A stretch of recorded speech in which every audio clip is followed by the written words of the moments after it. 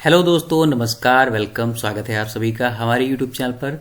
दोस्तों आज हम बात करने वाले हैं 29 दिसंबर से बनने वाले सभी महत्वपूर्ण करंट अफेयर्स के बारे में जिनसे आपके परीक्षा में सवाल पूछे जा सकते हैं, स्पेशली फॉर ग्रुप डी।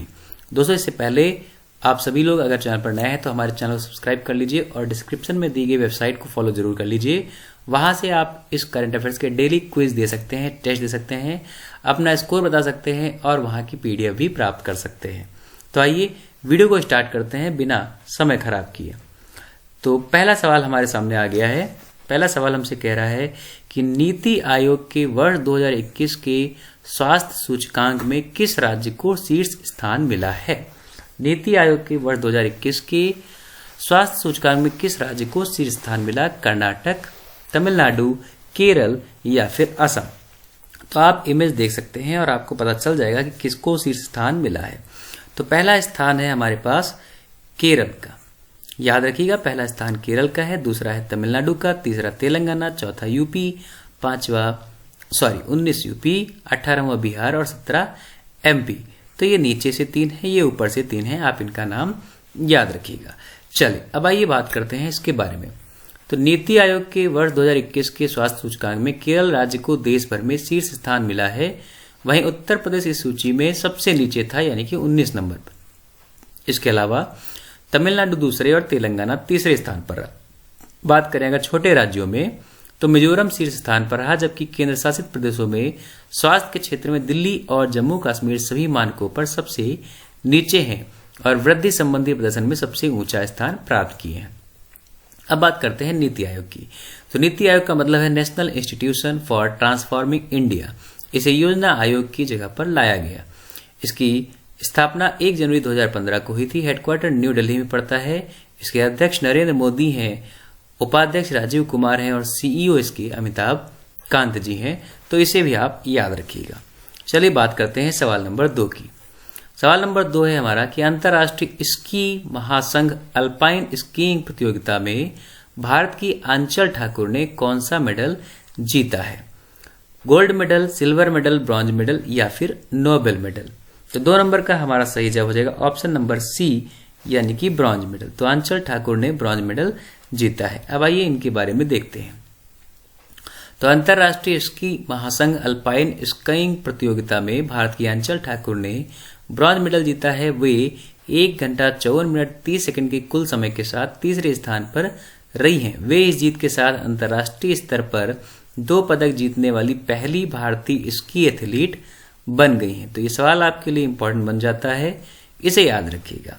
चलिए हम बढ़ते हैं सवाल नंबर 3 की तरफ। सवाल नंबर 3 हमसे पूछ रहा है कि जनवरी 2022 में यूएनएससी की आतंकवाद निरोधी समिति की अध्यक्षता कौन करेगा? जनवरी 2022 में यूएनएससी की आतंकवाद निरोधी समिति की अध्यक्षता कौन सा देश करेगा? अमेरिका, भारत, इटली या फिर फ्रांस। तो 3 नंबर का सही जवाब है हमारा ऑप्शन नंबर बी, यानी कि भारत। अब बात करते हैं। तो भारत जनवरी 2022 में संयुक्त राष्ट्र सुरक्षा परिषद यूएनएससी की आतंकवादी विरोध समिति की अध्यक्षता करेगा। भारत ने पिछली बार 2011-12 में इस समिति की अध्यक्षता की थी। आप सभी को कमेंट बॉक्स में जवाब जरूर देना है कि यूएनएससी का गठन कब हुआ था। आप सभी लोग कमेंट बॉक्स में इसका जवाब जरूर देंगे। चलिए सवाल नंबर 4 की तरफ बढ़ते हैं। सवाल नंबर 4 क्या कह रहा है? तमिलनाडु सरकार ने हाल ही में किस शहर में डैशबोर्ड निगरानी प्रणाली सीएम डैशबोर्ड तमिलनाडु 360 को लॉन्च किया है? तमिलनाडु की सरकार ने किस शहर में सीएम डैशबोर्ड तमिलनाडु 360 को लॉन्च किया है? मदुरै, चेन्नई, सलेम, तंजौर। तो 4 नंबर का सही जवाब हो जाएगा ऑप्शन नंबर बी, यानी कि चेन्नई। तो आप सभी को पता है कि तमिलनाडु की राजधानी है चेन्नई। हम बात करेंगे अगर तमिलनाडु सरकार ने हाल ही में सभी कल्याणकारी योजनाओं को ट्रैक करने के उद्देश्य से चेन्नई में डैशबोर्ड निगरानी प्रणाली सीएम डैशबोर्ड तमिलनाडु 360 को लॉन्च किया है। यह डैशबोर्ड राज्य सरकार को विभागों, प्रमुख जलाशयों के भंडारण स्तर, वर्षा पैटर्न, मूल्य जल पर वास्तविक समय की जानकारी प्रदान करेगा। चलिए आइए बात करते हैं सवाल नंबर 5 की। तो सवाल नंबर 5 है ग्लोब सॉकर अवार्ड में वर्ष का सर्वश्रेष्ठ फुटबॉलर के पुरस्कार के रूप में किसे नवाजा गया? इंपॉर्टेंट क्वेश्चन है, याद रखिएगा।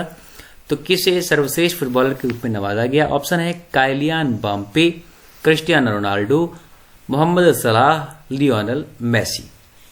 5 नंबर का सही जवाब हो जाएगा हमारा ऑप्शन नंबर ए, यानी काइलियान बाम्पे। याद रखिएगा, इसे आप गलत कर सकते हैं क्योंकि आपको रोनाल्डो और मेसी जैसे नाम हमेशा याद रहते हैं, तो इसे जरूर याद रखिए। चलिए आइए देख लेते हैं इनके बारे में। तो दुबई ग्लोब सॉकर पुरस्कार का 12वां सीजन बुर्ज खलीफा में आयोजित किया गया। फ्रांस के काइलिन एम्बाप्पे को सर्वश्रेष्ठ फुटबॉलर व लेवांडोव्स्की ने सर्वश्रेष्ठ गोल स्कोरर का माराडोना पुरस्कार जीता है। मैनचेस्टर यूनाइटेड के स्टार खिलाड़ी क्रिस्टियानो रोनाल्डो को दुनिया में सबसे ज्यादा गोल का रिकॉर्ड अपने नाम करने के लिए पुरस्कार दिया गया है, तो आप इसे भी याद रखिए, इंपॉर्टेंट क्वेश्चन बन सकता है। चलिए सवाल नंबर 6 की बात करें अगर, तो किसने 11वीं बार नेशनल बिलियर्ड्स का खिताब अपने नाम किया है? निम्नलिखित में से किसने 11वीं बार नेशनल बिलियर्ड्स का खिताब अपने नाम किया है? गीत सेठी, पंकज आडवाणी, माइकल फेरारायसीन मर्चेंट या विल्सन जोनस आदित्य मेहता। तो 6 नंबर का हमारा सही जवाब हो जाएगा ऑप्शन नंबर बी, यानी कि पंकज आडवाणी। अब आइए इनके बारे में देख लेते हैं।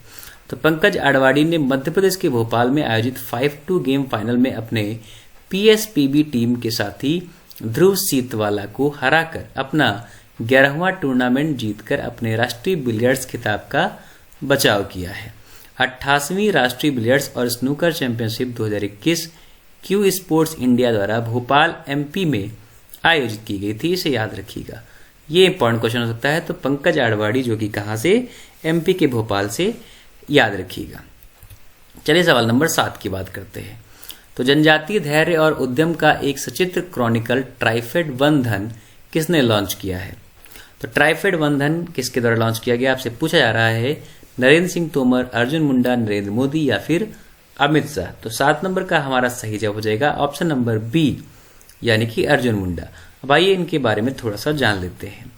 तो केंद्रीय जनजातीय मामलों के मंत्री अर्जुन मुंडा ने आज जनजातीय धैर्य और उद्यम का एक सचित्र क्रॉनिकल ट्राइफेड वन धन लॉन्च किया।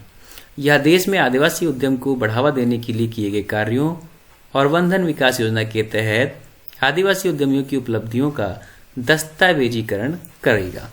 तो इस बात को आप याद रखिए, ये है आपके अर्जुन मुंडा। चलिए सवाल नंबर 8 की तरफ बढ़ें। वेरी इंपॉर्टेंट क्वेश्चन बन सकता है।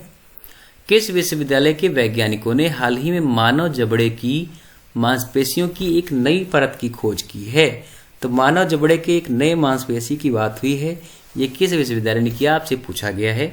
ऑप्शन है वाशिंगटन विश्वविद्यालय, न्यूयॉर्क विश्वविद्यालय, कैलिफोर्निया या फिर बेसल विश्वविद्यालय। तो 8 नंबर का हमारा सही जवाब हो जाएगा ऑप्शन नंबर डी, यानी कि बेसल विश्वविद्यालय। ये मांसपेशी आपको इस हिस्से में दिखाई पड़ रही है, इसे याद रखिएगा। अब बात करते हैं कहाँ का है ये। तो स्विट्जरलैंड के बेसल विश्वविद्यालय के वैज्ञानिकों ने हाल ही में मानव जबड़े की मांसपेशियों की एक नई परत की खोज की है। इस तीसरी परत को मस्कुलस मासेटर पार्स कोरोनिडिया का नाम देने का प्रस्ताव रखा गया है। तो आप इसे भी याद रखिए, ये बहुत बेहतर क्वेश्चन बन सकता है। चलिए आइए बात करते हैं सवाल नंबर 9 की। तो सवाल नंबर 9 है हमारा, विश्व संगीत तानसेन त्योहार 25 से 30 दिसंबर के मध्य कहाँ आयोजित किया गया है? तो तानसेन त्योहार 25 से 30 दिसंबर के मध्य कहाँ होगा? भोपाल, उज्जैन, ग्वालियर या फिर मंदसौर। तो 9 नंबर का हमारा सही जवाब हो जाएगा ऑप्शन नंबर सी, यानी कि ग्वालियर। तो ये 25 से 30 दिसंबर के बीच में होगा, इसे याद रखिए। मध्य प्रदेश की राजधानी है भोपाल। मध्य प्रदेश के राज्यपाल हैं मंगू भाई छगन भाई पटेल और मध्य प्रदेश के मुख्यमंत्री हैं शिवराज सिंह चौहान। आप सभी को कमेंट बॉक्स में जवाब जरूर देना है कि लास्ट ईयर का तानसेन पुरस्कार किसको दिया गया, इसे याद रखिएगा और कमेंट बॉक्स में इसका जवाब जरूर दीजिएगा। चलिए अब हम बात करेंगे अपने अंतिम सवाल की। तो हमारा अंतिम सवाल है, भारत के उपराष्ट्रीय सुरक्षा सलाहकार के रूप में किसे नियुक्त किया गया है? भारत के उपराष्ट्रीय सुरक्षा सलाहकार के रूप में किसे नियुक्त किया गया? General M Naravane, admiral R Harikumar, Pradeep Kumar Rawat या फिर विक्रम मिश्री। तो 10 नंबर का हमारा सही जवाब है ऑप्शन नंबर डी, यानी कि विक्रम मिश्री। तो विक्रम मिश्री को राष्ट्रीय सुरक्षा परिषद सचिवालय में भारत के नए राष्ट्रीय सुरक्षा सलाहकार के रूप में नियुक्त किया गया है। मिश्री 1989 बैच के भारतीय विदेश सेवा के अधिकारी रह चुके हैं, इसे आप याद रखिएगा। तो दोस्तों ये थे आज के हमारे सुपर 10 करंट अफेयर्स जो आपके परीक्षा के लिए बेहद उपयोगी है।